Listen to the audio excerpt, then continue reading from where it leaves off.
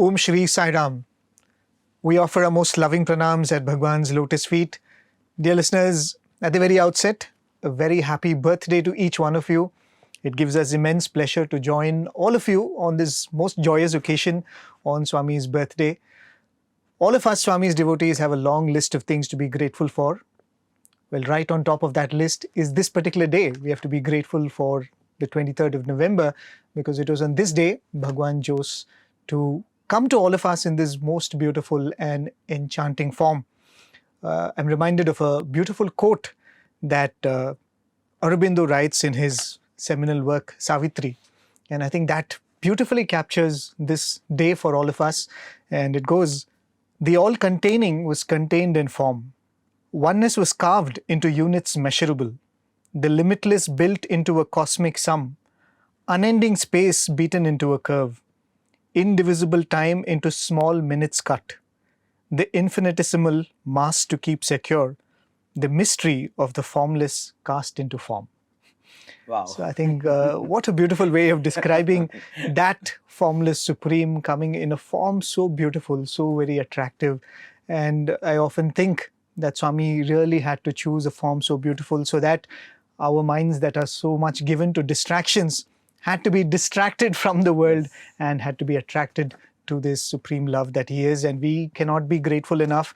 And we cannot be grateful enough for this opportunity because we are getting to be with all of you in Satsang and to recollect some of the most beautiful aspects about Swami's birthday. Because the moment you say it is someone's birthday, the first thing that comes to mind is, okay, what are we going to gift them? Yes.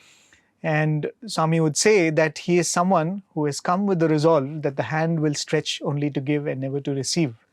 And as that being the case, even during Swami's birthday, the hand only stretched to give and not to receive. And if we now look back at those beautiful occasions of Swami's birthday over the years, we found that almost every other birthday of his, Swami chose to give to humanity something that will help us connect with him more, something that taught us how to live life better, and something that revealed to us his essential nature.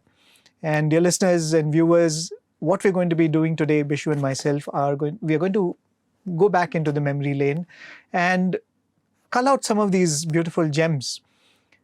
The many institutions that we see around in Swami's, in the Sai world, and some of us are fortunate enough to play small roles in some of these institutions. Many of these institutions have connections with Swami's birthday. Either it was declared to the world on Swami's birthday, it was announced to the world on Swami's birthday, or it was inaugurated somewhere around or on Swami's birthday. And we're going to go back to some of those occasions, not only because these were starting of institutions. As I said, these were moments through which Swami revealed to us what his essential nature was, also revealing to us what he expects from each one of us. So let's invite Bishu to join all of us. Yeah. Bishu, So happy birthday to you. Yeah, happy birthday to you too, Prem. And as you talk about the gifts that Bhagawan gives and continues to give and has been giving for so many years now. You mentioned about how Bhagawan is all about giving. And I think the biggest manifestations of that giving, the biggest examples and illustrations of that giving we saw on birthdays, isn't it? Right. Even just cursory level, we're just thinking about, what each birthday means for every institution. And we were so happy and delighted to discover that, every institution has a birthday moment, has a magical birthday moment, has a birthday connect. And before we go to any institution, let's take Prasanthi Nilayam. Right. Prasanthi Nilayam, the sanctum sanctorum of this divine hamlet, the Sai Kulwant Hall, this entire legacy that Bhagawan has given us, the biggest gift, one of the biggest gifts that Swami has given all of us is this space, this energy.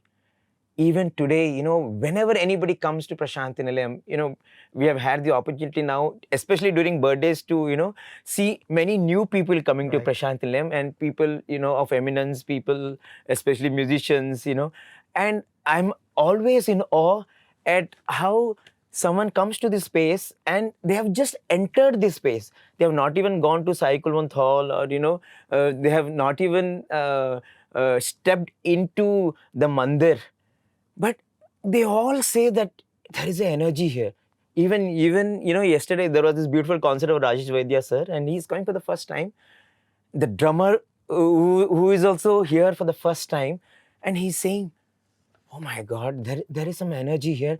I have played in so many places, but this ambience is something else. Will you call me again? I want to come again.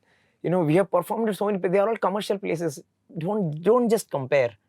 Please give us the chance to come again. Beautiful. That is something absolutely unexplainable.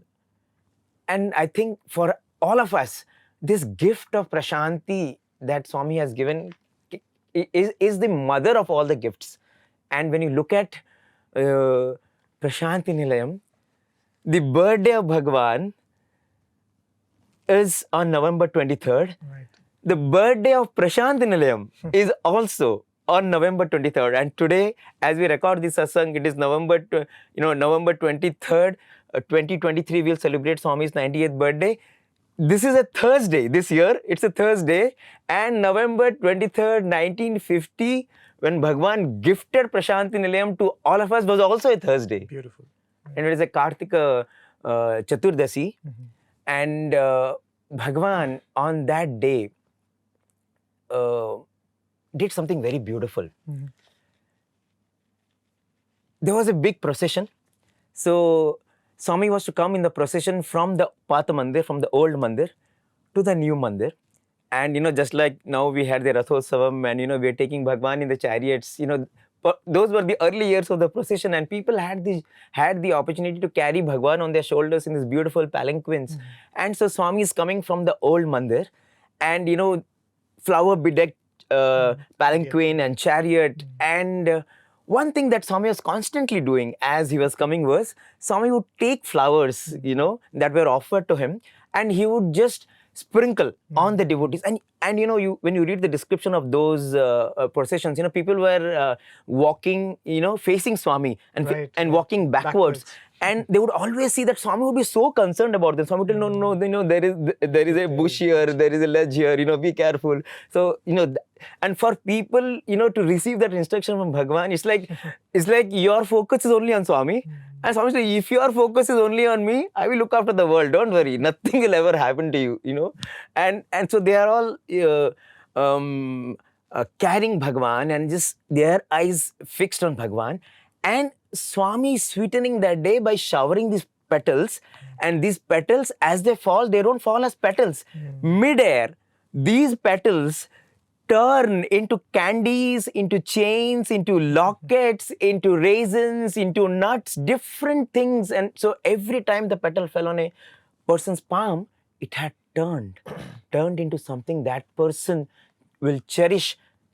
The special gift that Swami had tailor-made for that person. So that is how the procession was going on.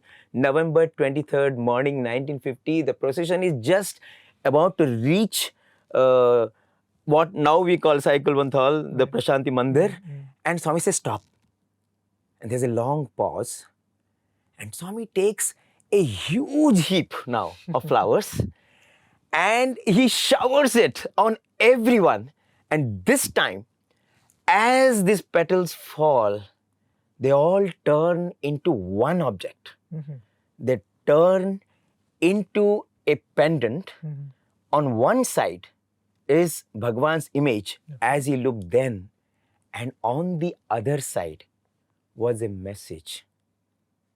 The message, so beautifully inscribed on November 23rd, 1950, from Prashanti Nilayam, is, why fear when I am here? Beautiful.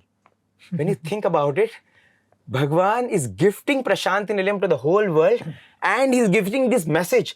To me, this is the first profound message that Swami is giving the world, that I have created Prashanti Nilayam. You all come here, feel me here. Why fear when Sai is here? I think that is the most powerful message, a message that I think all of us hold on to, a message that has given solace, given strength, given succor for generations. And I think that is the first message that came to us on Bhagawan's birthday today. Prashanti is the home. It is the home for everyone. I feel for a lot of people, for most Sai devotees, Prashanti is their primary home, isn't it? Right, absolutely. You know, we all live in our own homes in different countries and cities, but those are our secondary homes. You know, where do you go to when you want to celebrate? You know, you got a promotion. You want to celebrate. Where do you go to? You go to your home. You have a baby. Where do you want to be? You want to be at home. You got a PhD after slogging out for 5 years. Where do you want to be? You want to be in your home. And that is how you will find that, you know, people are in Prashanti in the most brightest moments of their lives. You know, they are starting something new. They are starting a new family, you're starting a new business, you're starting a new adventure, you're starting a new relationship, whatever it is. And not only that, if something scares you, you run to exactly. too. That's what I'm saying. So that's where you come to, right? Right. So something wrong happens in your office. Where do you go? You will come and sit in your home. You won't go and enjoy with your friends. Right. Now something untoward happens in your life also, you come back to home. Right. You know, if something is not working out in your family, there's a breakdown in the family, you want to be at home. You know, so this is where, you know, we come. This is the home. And going back to that inauguration day, you know, so that wife here, when I am here, message came on November 23rd, 1950.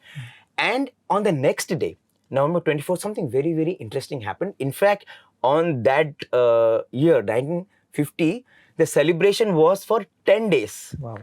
10 continuous days of birthday celebrations. And on November 24th, so every day there were cultural programs in the evening. And so there were some planned programs. And with Swami, you're right, is nothing planned. Every time there is a surprise. And so Swami is just taking a round, darshan round, on November 24th. And in the crowd, Swami sees this singer, Saraswati Bai. And Swami tells her, get up. Okay. And so she rises, and Swami says, what can you sing? Any songs can you sing? Any plays you know? So she narrates a few. Swami says, okay, you go to the stage. So she goes to the stage. And then Swami comes off to the stage. And then Swami says, okay, you perform Sita Kalyanam. She just raises his hand, Swami, how will I do, Swami? She just cries out, Sai Baba, because there are no accompaniment. She's come with absolutely no preparedness. She says, Swami, alone, how will I perform, Swami? Swami just walks down the stage and Swami comes into the crowd. So darshan down. Again, darshan starts. And Swami goes and sees a young boy, 25 years old. Swami tells him, go to the stage. And the darshan continues. And after some time, Swami spots another person, middle-aged person. Swami tells, go to the dais. So they all go to the dais. And as he's returning, Swami sees another youngster, a girl, and he says, you also go. And all these three go to the dais, and they're all sitting next to Saraswati Bai. And Swami comes to the stage, and Swami gives an indication. One violin appears on the stage, a mridangam appears on the stage, and Swami now tells, start. And she starts singing, and it is a thrilling performance. So incidentally, that boy whom Swami had picked up randomly was a violinist, 25-year-old violinist. The 45-year-old man Swami had picked up, he was a mridangam player, he was a mridangist. And the young girl Swami had picked up, she was a playback singer.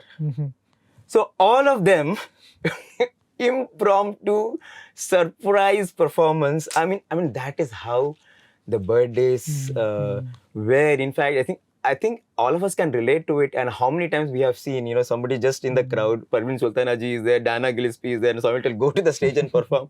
But, you know, I think every moment with Bhagawan was like that. But the birthday surprises became even more grander on birthdays. I mean, especially on such important days, the normal surprises became even more grander on birthdays. And so November 23rd, 1950, there's another thing. So even as she was singing, so she finished one part of the concert, and then it was this whole ceremony of Sita Kalyanam, right? So putting the Mangalyam on Sita's neck. So the Swami suddenly asks, where is the Mangalyam? So she again raises her hand. Sai Baba, she cries. So Swami waves his hand. And Swami creates a beautiful, Mangalsutra. actually a pendant sort of. And then Swami gives it to her. But before that, Swami again takes it and Swami blows on it 3 times. And until then, that pendant was plain on both the sides. So now on one side, it had image of Bhagawan. On the other side, it was Saraswati Bai in Prashanti Nilayam and the date. Wow. Inscribed on that. And and then she requested Swami, you should only tie it. So there was a statue of Mother Sita and Lord Rama Lakshmana on the stage. So Swami himself ties it on Mother Sita, and it was it is a kalyanam. Kalyanam means auspiciousness. Kalyanam means what, the welfare for the world. And here you see Swami is that Shiva Shakti Swarupa, and he's doing that beautiful ceremony of union of the nature with the divine being, and the way he did it on that birthday. Wow. So Prashanti Nilayam, which is today, we are talking about how every institution has a birthday connect. To me, I feel, every institution celebrates their birthday connect in Sai Kulwant Hall, in the Sanctum Sanctorum. And Sai Kulwant Hall also had its birthday on a birthday. And it is, in fact, the source and destination of all the institutions is the Sai Kulwant Hall, Prashanti Nilayam. And Prashanti Nilayam too had its birthday moment on Bhagawan's birthday. So that is the Prashanti Nilayam. And, we can go on with every institution, isn't it, Prem? Right. I mean, even as you narrate that, one can only imagine what a grand event that must have been. And one of the most beautiful things about institutions of Swami, and as you're saying, even Prashanti Nilayam, it is so very fascinating to read how a mandir of Swami was built. Yes. Right. We know that even in those times, many from the royal families were visiting Swami. If Swami had wanted, even Swami would say that if he had instructed, a palace would have risen in no time. But the way most of these mandirs were built is so beautiful, because one devotee would come and say, okay, let me give you, I'll source the wood which is required. I'll source the cement which is required. And that is how Swami wanted it to be built. And I think that is how every institution was built, that each one coming and contributing their expression of love and selflessness more than anything else. And talking about the various other institutions which came about, later years, some of the senior devotees would say that, as you're saying, that birthdays would become surprises because you never know what Swami is announcement Swami is going to make. The year was 1962, and in fact, it was not a birthday. It was actually during the Dashara celebrations, when Swami said that I'm going to start something on this birthday. And the way Swami said it was very beautiful. It was the occasion of Dashara, the Veda Pushya Saptah, Jnana Yajna was going on. And Swami said, there is a rise of atheism and skepticism in the world. And this cannot be put down by argument or discourse or discussion. He said the only way that you can counter this is to foster those who have committed themselves to the Vedic way of life. Yes. And Swami said, I've given myself this commitment, because as Swami would say, Veda Poshana and Vidvat Poshana is part of his avataric mission. Swami gives a very beautiful analogy. I thought it was very fascinating. Swami says, if you go to a marriage, you sit in a row and they serve food. So there will be this guy who comes and serves laddu. So he says he'll carry a vessel of laddu, he'll say laddu, laddu, laddu, and he'll not stop anywhere and walk off. Right? So he says he never serves, but he only proclaims that I'm carrying laddu. But, ways by which you do cost cutting in a wedding. So Swami said, some people speak about the importance of fostering Vedas like the person who serves laddu. They only speak, but they don't bend down to get to the act of actually doing. Swami said, I'm not like that. I am actually going to act on this, that I'm going to do something which will foster the Vedic wisdom. And Swami said, I have resolved to start a Veda Shastra Patashala right? During Swami's birthday, Swami said, I'm going to start this, inaugurate this. And some of these great scholars who had Yes. come to participate in the Dashara Yajnam, Swami said, these are the people who will teach young children the essence of the Vedas. And it started off in a very small way with about 30 students. Yes. But even then, Swami made a point which was very remarkable. On birthday, when Swami was actually inaugurating it, Swami said, this is just a sapling which has been sown, and you will find that this is actually going to grow into a university. Right? It is going to grow into a university. I mean, what prophetic words. It's very easy for us to look back and say, oh, Swami said it then. For those people who have been to Prasanthi Nilayam in the 60s, they know what Prasanthi Nilayam was, and the whole region, how backward it was.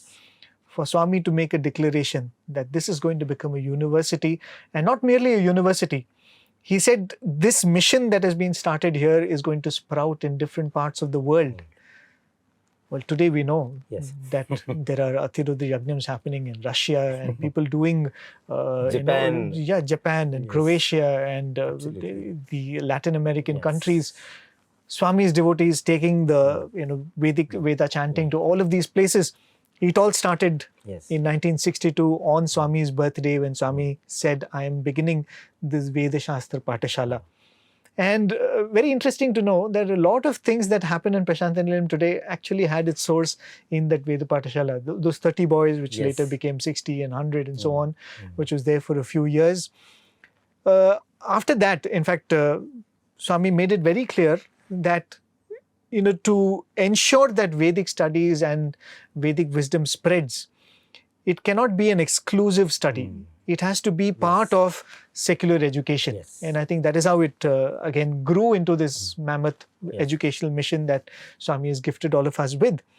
I was reading about this Veda Patashala, and there was this very interesting episode, I think narrated by Padma Kasturi auntie, because her son was one of the first students of the Veda Patashala. Those days, there used to be two wells. One well next to where the Ganesha temple is, and one well near the Gopuram. So I think one well used to be drinking water, and one well used to be for washing and other purposes. So these Veda Patashala students would have to go to this well for that work and go to the other well. And sometimes when the water is flowing in Chitravati, they would go to Chitravati for their morning bath. And this was after the Suprabhatam and all of that. So one day Swami noticed these boys going to these different wells and going.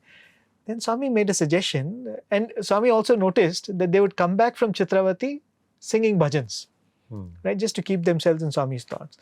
And Swami called them, and Swami said, see, you're going to the Chitravati and you're singing bhajans. Instead of going from the mandir or from where they were staying, the Patashala block, to Chitravati, why don't you come around mandir and go? Right? You're anyway going so far, so why don't you sing bhajans, come around the mandir and go? So that became a practice. So they would sing bhajans and go around Swami's mandir and go for bath and then come back. So that became one pradakshina.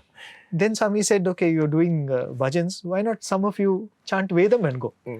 Right? Imagine that what started off as a simple suggestion from Swami is today the Nagar Sankirtan. In fact, not merely the Nagar Sankirtan that happens in Prasanthi Nilayam, it's the Nagar Sankirtan that happens across the world.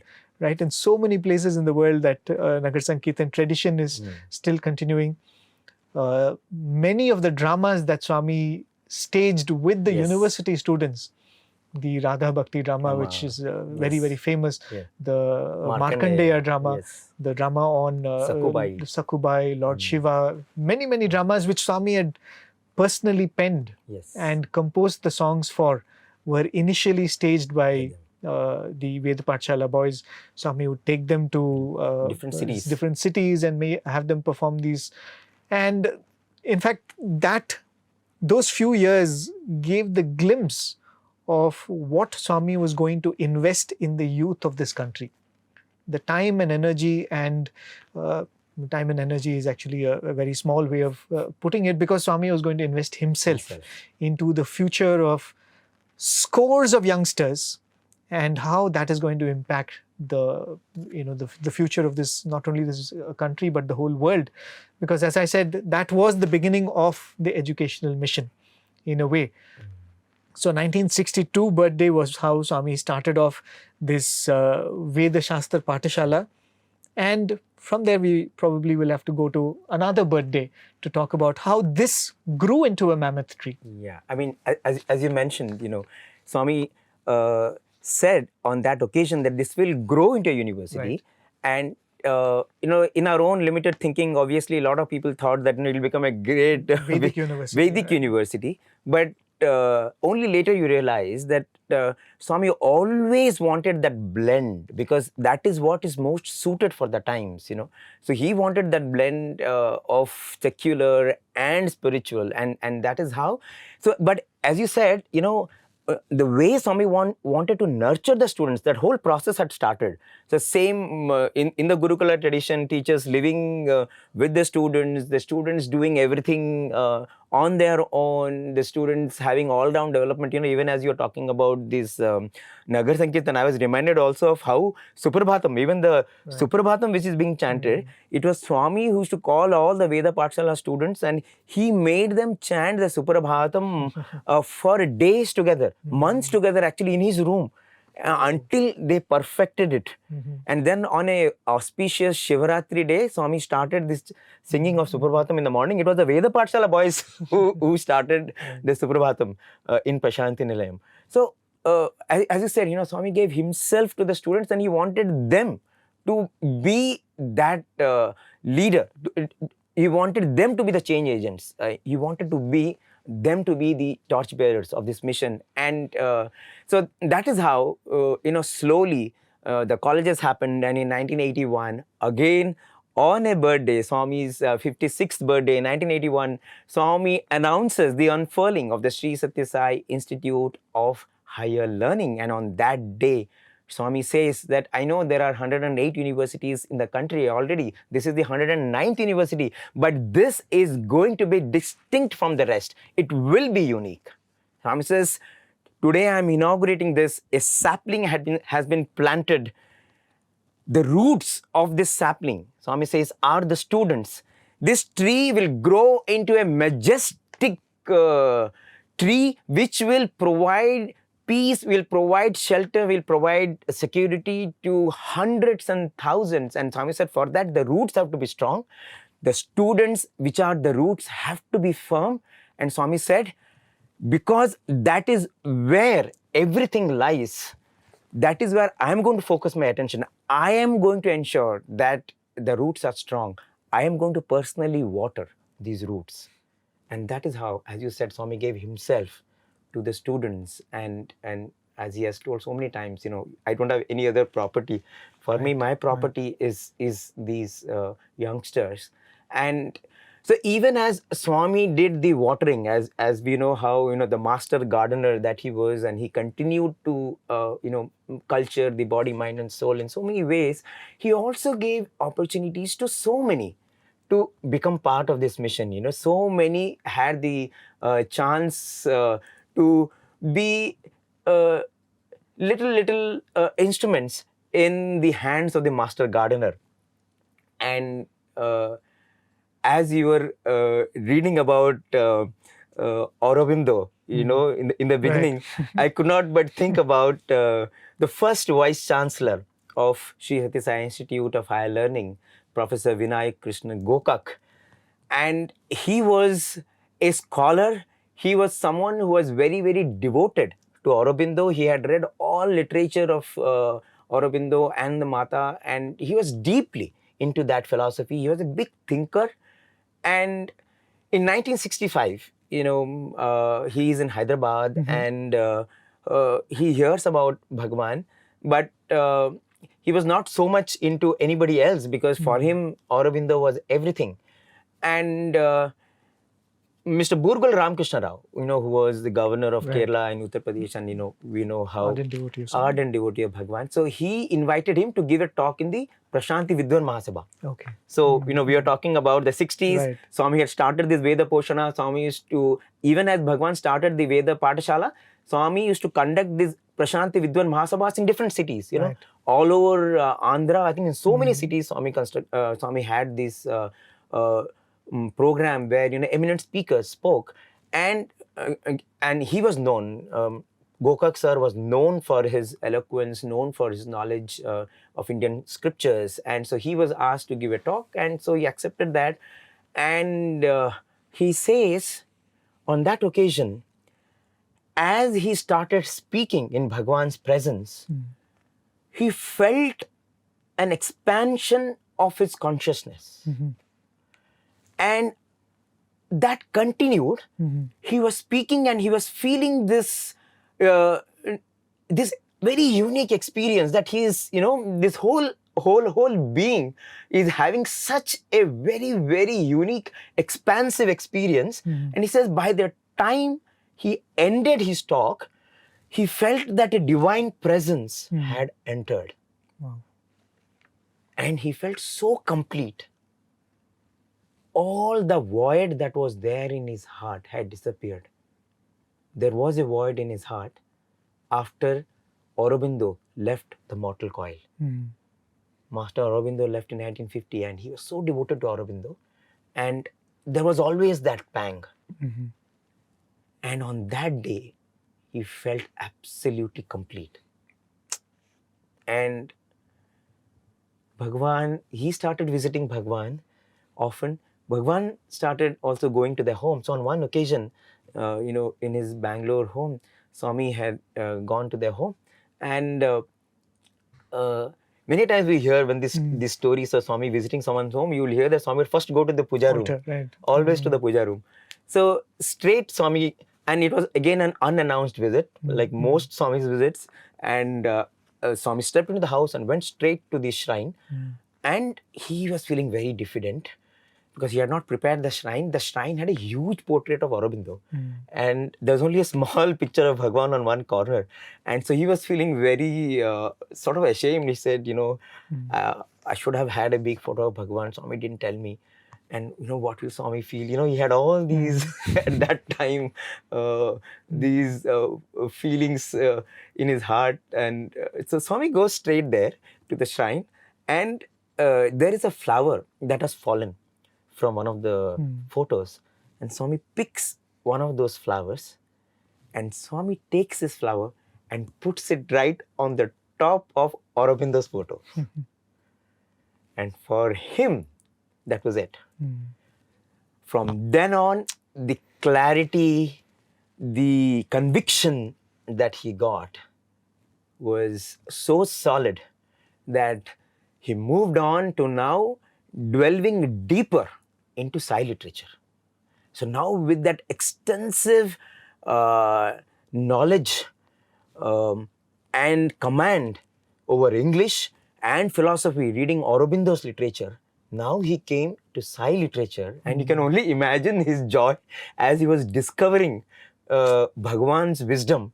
And in fact, he was the one, they say he was instrumental in this shaping of this system of integral education, because all that beautiful facets of Indian culture and spirituality that he had absorbed over decades, reading these great masters, and now finally from the Divine Master himself, that is what went into making of the university. And in fact, there's a very beautiful conversation that one of the wardens of that era narrates. So one day in Vrindavan, Professor Gokak is sitting outside in his little room, and he was writing. So he was composing an epic, Bharata Sindhu Rashmi. So it was an epic on the lives of saints and kings of the Vedic times. Okay. So as he was doing that, so this warden sir goes to him, and they start an informal conversation. So he asks him, sir, so when is this going to be published?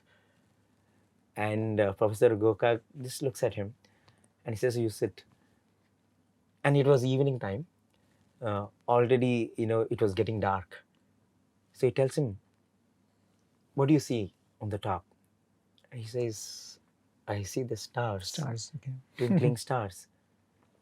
And he says, just that? He says, yes. He says, no, it is not just twinkling stars. It is God. It is an epic being painted by God on the canvas of the sky. It is not just twinkling stars. He says, yes, sir. He says, what happens in the morning? the stars are not there. And he says, that is God. Every evening, he creates this beautiful epic, and the next morning, it's not there. It's like a child on the seashore creates these beautiful castles. The child just does it. The child does not bother whether anyone is looking at it. Has somebody clicked a picture and put it on Instagram? Has it gone viral? The child is not bothered. The child just creates that out of its joy of existence. And the next moment it is not there. Nothing else was needed. Nothing else needed to be done. All the joy that can be derived from the moment has already been derived. And then he says, when God creates this epic every night, he is not waiting for painters to look at it and praise. He's not looking for writers to look at it and write poems about it. He's not waiting for a cameraman to shoot it and praise him. He's just created it out of the joy of existence. We humans, we do something little and we are waiting when it will get published. And he says, we can truly experience life only when we can experience the joy of existence. And the teacher at that time felt so small, asking such a superfluous question to a man, who has a brilliant mind. So he was telling that, we will, until we have realized that joy of existence, until we have found that joy of existence, we will keep looking for it in all these little things. When will this get published? Has somebody read? Has somebody commented? How many likes it has got? So that was Professor Vinayak Krishna Gokar, the first Vice Chancellor. How sorted he was in his head, the kind of clarity that he had, that is the clarity that went into the grooming of the students. He was the Vice Chancellor for multiple terms as the university started. And when I think about it, Bhagawan created these institutions and brought in such beautiful souls, gave them also the opportunity to be a part of this beautiful reshaping of humanity. And the university has its birthday connect. Prashanti has its birthday connect. The university had its birthday connect on 56th birthday Bhagawan 1981. And the birthday connect of institutions continue.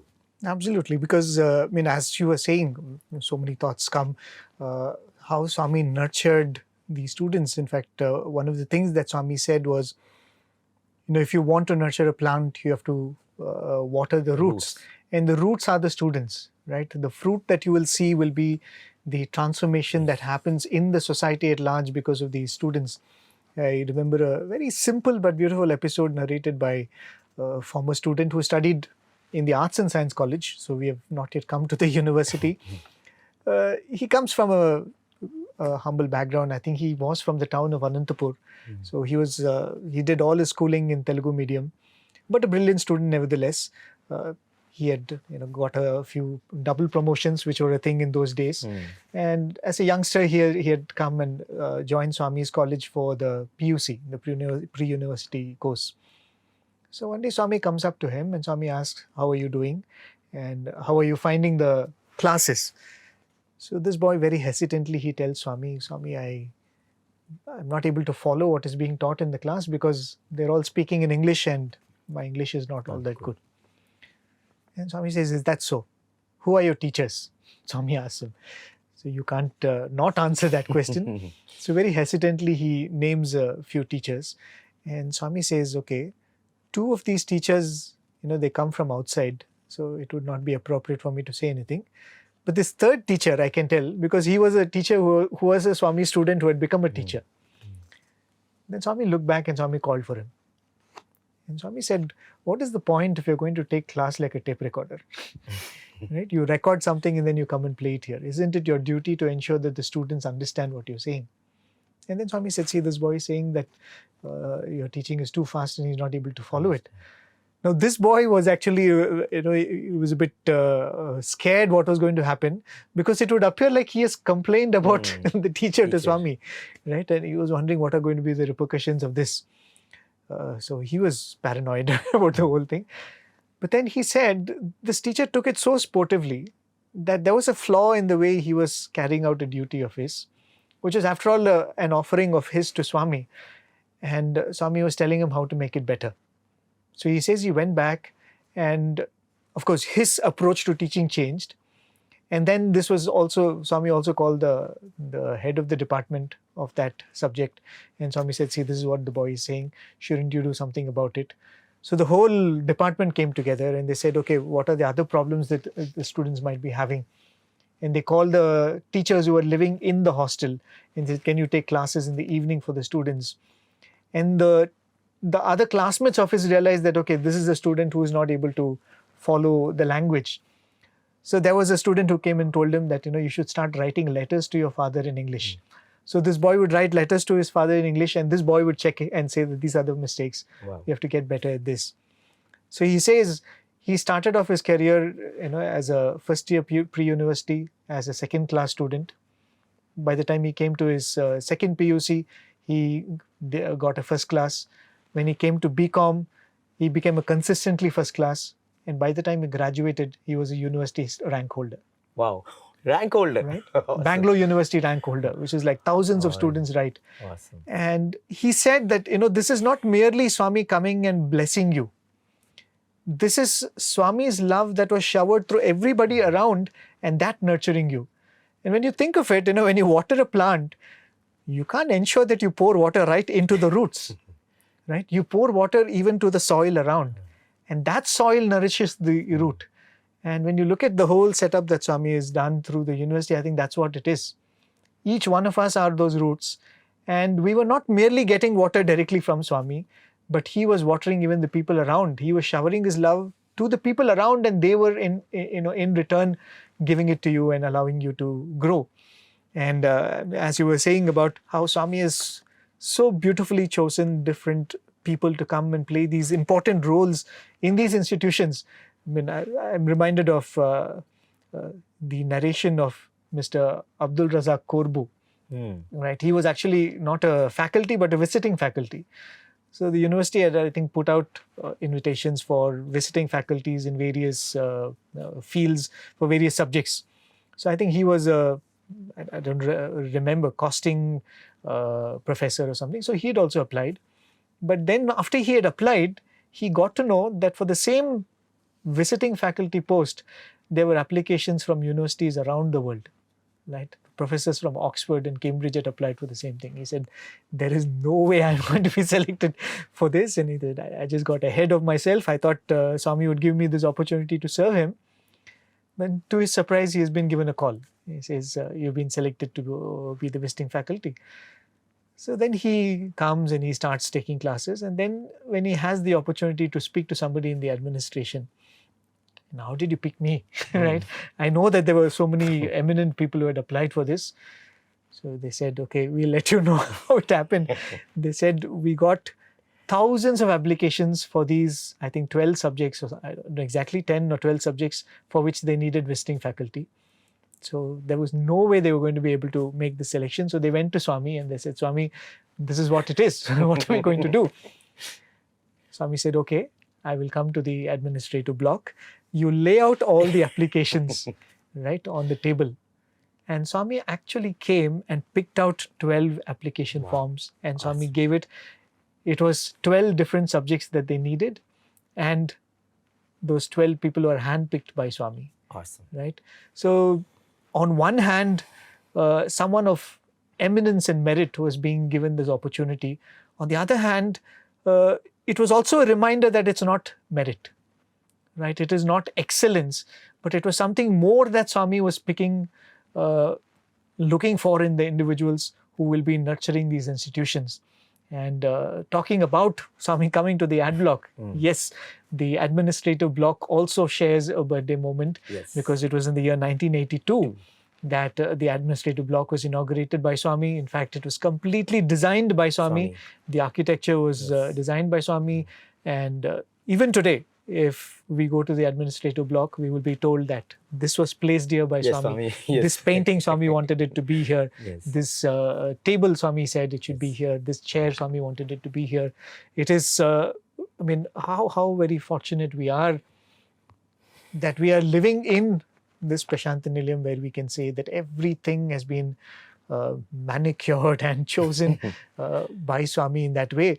When the university was in the making, the University Grants Commission had to be invoked to come and give us the university status, because we had 3 campuses, one in Brindavan, which was under the Bangalore University. We had the Anantapur College for Women, which was the first college which was started, and then the Prashanthi Nilayam College came up. So that is when Swami said, let's have it a deemed university. And the whole idea of the deemed university itself was very profound. Swami said, because this cannot be, as you said, there were hundreds of universities in the country already. Swami said, this has to be different, and this can be different only if it is autonomous. Right? And that was the whole idea of going in for this deemed university status. And the University Grants Commission immediately sent a team to review this petition that was being made. And there was one Mr. Dr. V.S. Jha, who was the Vice Chancellor of Benares University, who was sent as the member of the committee, the leader of the committee, to come and assess the colleges. And is it good enough to be given the status of a deemed university? And like everybody else, he says in a very beautiful statement that he made, I came as a critic, I remain to pray. He says, I came as a critic, I remain to pray. Right? And then he says that there is no other institution which deserves this status than this. In fact, we hope that this will become like a shining light for all the universities. And another very beautiful observation that Dr. Jha made when he was talking to the alumni of the college, he said, this university does not need to look elsewhere, because the Vice Chancellor the university deserves or needs will come from the alumni themselves. And it is really proud for all of us that we had the 42nd convocation yesterday on the 22nd of November. And for the first time, the Vice Chancellor of the university, Professor Raghavendra Prasad, is a proud alumni of Swami's college. So imagine the first person who came to give the status of university, he said that the Vice Chancellor for this university will come from the alumni. And it has happened today. How very beautiful that is. Absolutely. It's a complete circle. And I mean, all of this, the amount of nurturing, as we were saying, Swami told in that discourse, and Swami also told the teachers, Swami said, you take care of all the education and whatever needs to be done. The nurturing of the roots, I will do it myself. And Swami would declare much later, 70% of my time I've given to the students. Right? And that is how he had nurtured. It was not by giving gifts. It was not by giving free education, but it was by giving himself. Right. And we all have been recipients of that greatest gift. Absolutely. In fact, as you were talking about how Swami handpicked those 12 applicants.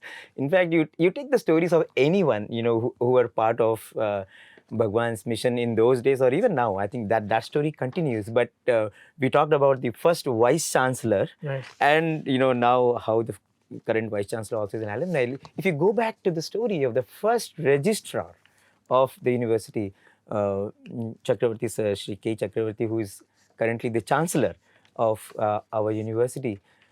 So he was someone who had done his IAS, and even though born into a devout Vaishnavite family, he had never visited any ashram or any holy man, but obviously he had great spiritual leanings. And in 1975, he is deputed as the collector of the Anantapur district. And so during that period, the DSP, the superintendent of police, so he tells him that, Bhagawan is here. In fact, they say the reason he wanted to be in Anantapur was, he wanted to be close to Tirupati, because, somehow he always was very, very drawn to Tirupati. And he didn't know that, it was going to be Puttaparthi. So, and his wife also, Madam Sudha, also was a very, very devout person. And it was she who, also urged him that, let's go and see Bhagawan. So finally he agrees to come for his first darshan, so 1975-ish. And so on the way he tells Madam that, if at all we get an audience with Sai Baba, I want him to explain to me the 18th chapter of Bhagavad Gita. It was just in his mind. Somehow he wanted more clarity on that. And so they come here and Swami calls them inside. And the moment Swami looks at Chakravarti sir, Swami tells him, I am new to you, but you are not new to me. Swami says, I may be new to you, but you are not new to me. And then Swami starts having this conversation with them. And sir says that, imagine a situation where you have known someone for years, someone who knows you through and through. And after so many years, you meet a person like that. You meet that person who knows everything about you, and with whom you can just be whatever you want. They felt they found that person there that day, and that conversation went so well. And it was like they have found, they have found everything of their lives. And even as Swami was conversing, suddenly Swami changed track and Swami started talking about 18th chapter of Bhagavad Gita. And, so immediately he got that flash, so he knew, where all this was going and why Bhagwan was having that beautiful conversation with him. So after that, there was no looking back. He was a collector. So every week he started coming to Prashanti Nilayam, and so many experiences, so many dreams, and Madam also had very, very powerful moments with Bhagwan, so many boons and blessings, and that continued. And she never missed coming to Prashanti Nilayam on a weekend. And Bhagwan also would every time speak to him. Whenever he was there on the weekend, Swami would call him, Swami would shower so much love. So that was going on. So there was never a time when he came to Prashanti Nilayam on a weekend and Swami did not speak to him. Swami would, he would be always there, and he would take Swami's permission and then leave. So that is how it was. So in 1976, so there was this one occasion when, after more than a year of, coming to Prashanti, spending so much time with Bhagawan, he comes one weekend to Prashanti, and Swami sees him in the morning during darshan time, but Swami does not talk to him. And Swami is in the Pune auditorium. And Swami sends a message through the secretary of the ashram, then Kondal Rao. Swami says, you tell Chakravarti that, Swami is very busy. Right. If he can carry on, because, I won't be able to see him today. It might take time. He might be having work. Let him move on. And Chakravarti sir says, no, you please tell Swami that I will wait. I have nothing more important, so I will wait. And so the message goes to back to Swami. And he waits, and after 1 hour, again Kondal Rao sir comes. And he says, Swami has sent message that if you're getting late, you please carry on, because Swami is going to take time. There is something happening in the Pune Chandra auditorium. And he says, no, please submit to Swami that I'll wait. I'm not going, I'm free, I'll wait. And again the message goes back to Bhagawan. After 2 hours, third time, again Kondal Rao sir comes. Kutum Rao sir. Kutum Rao sir, Kutum yeah, Rao sir. sorry, Kutum Rao sir, yeah, Kutum Rao sir. And so he says that Swami has sent message again that, sir, you can leave because Swami is really busy with so many things in the Pune auditorium. He won't be able to see you. So next time Swami will see you, you can. he again says, please convey to Swami that I am not going to go. I am ready to wait any amount of time. There is nothing more significant than this for me. And he stays on. So after 3 such successive messages, post noon, he gets a call and Swami says, ask him to come. So then Chakravarti sir comes to the Purnachandra auditorium, and Swami was watching a drama rehearsal then with the Swami was with the students. The moment Swami sees Chakravarti sir, Swami creates a hot bundi, laddu bundi, and Swami gives it to him. And then together, they watch the program and Swami blesses him profusely and he leaves. A year later, Chakravarti sir comes to know what had actually transpired in those 3 hours that morning. So Dr. Bhagwantam was with Bhagawan. So when those messages were coming from back and forth from Chakravarti sir to Bhagawan, and so it was then that Dr. Bhagwantam revealed to Chakravarti sir that Swami told, see, Chakravarti is here. Swami is saying, Dr. Bhagwantam, Chakravarti is here. If today he does not go and he continues to stay, his life will take a new direction. But if he decides to go, it will take a different turn. And that choice that he made on that day made every difference in his life. Sir was the first registrar, later on became the secretary of the Central Trust and the trustee, and now, of course, the chancellor of the university. But when it comes to God and the world, when it comes to Bhagavan and anything else, where should my priority be? How steadfastly I should choose him? That came to the fore even more pronouncedly, when he completed 20 years in IAS. He was known for his competence, he was known for his integrity, for his transparency.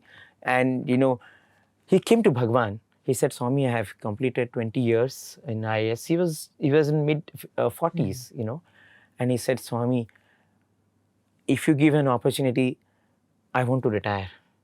I want to only serve you. Swami said, why? Swami said, you are so young. You are doing so well. You continue to serve in the government. You will rise up to be the chief secretary of the state. Why do you want to retire so early? And Chakravarti sir says, Swami, I want to dedicate myself to you now when I have good health, when I have energy, when I have enthusiasm. That is when I want to get involved in your work. I don't know when I retire, what will my condition be? How much can I contribute?